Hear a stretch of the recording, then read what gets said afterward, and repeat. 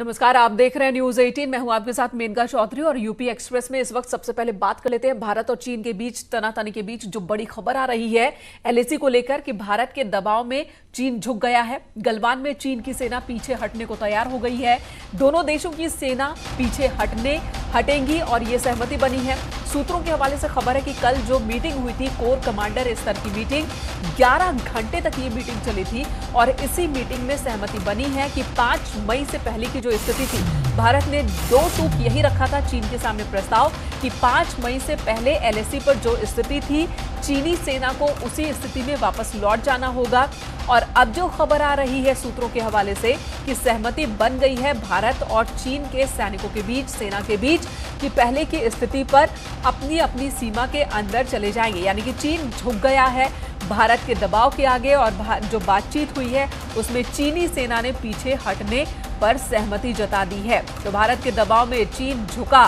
गलवान घाटी में जिस तरीके से देखने को मिला, हिंसक झड़प देखने को मिली, जिसके बाद लगातार बैठकों का दौर चल रहा था और अब कल कोर कमांडर स्तर की बातचीत हुई थी, बैठक हुई थी, 11 घंटे तक एक लंबी मीटिंग चली थी और इस मैराथन मीटिंग के बाद ये बात सामने आ रही है कि चीन की सेना वापस जाएगी।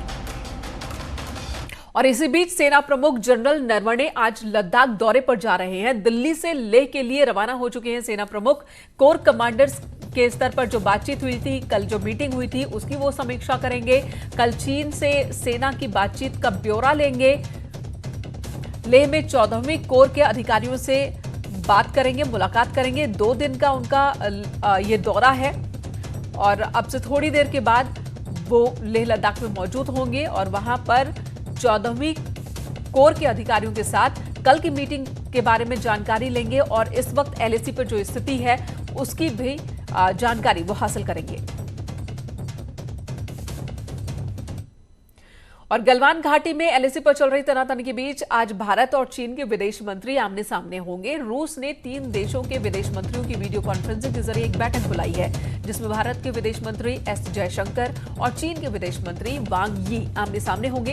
हालांकि रूस ने द्विपक्षीय मुद्दों पर चर्चा से इनकार किया है। आधे घंटे बाद यानी कि 1:30 बजे इस मीटिंग की शुरुआत होने वाली है और इस मीटिंग का एजेंडा कोरोना काल के बाद जो स्थिति उत्पन्न हुई है पूरे विश्व में, उसमें आपसी सामंजस्य कैसा हो, इस तरह की बातचीत है।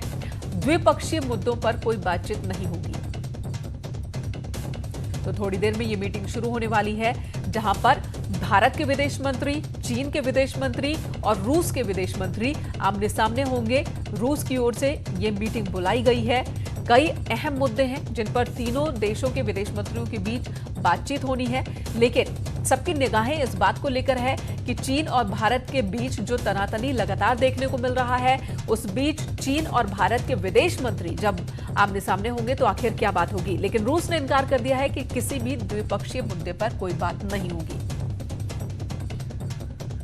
इधर बीजेपी के राष्ट्रीय अध्यक्ष जेपी नड्डा ने कांग्रेस चीन संबंध को लेकर तीखा हमला बोला है। जेपी नड्डा ने ट्वीट कर कहा कि पहले कांग्रेस पार्टी चीन के चाइनीज कम्युनिस्ट पार्टी के साथ एमओयू साइन करती है, फिर कांग्रेस देश की जमीन चीन के सामने सरेंडर करती है। इसके अलावा जेपी नड्डा ने राहुल गांधी पर निशाना साधा। कहा कि डोकलाम विवाद के वक्त भी राहुल गांधी चाइनीज एम्बेसी जाते हैं।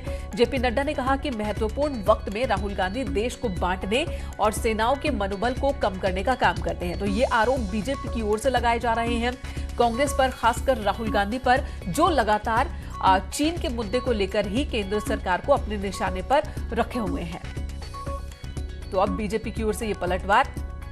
हालांकि अभी तक जेपी नड्डा के इस हमले का कोई जवाब कांग्रेस की ओर से नहीं आया है।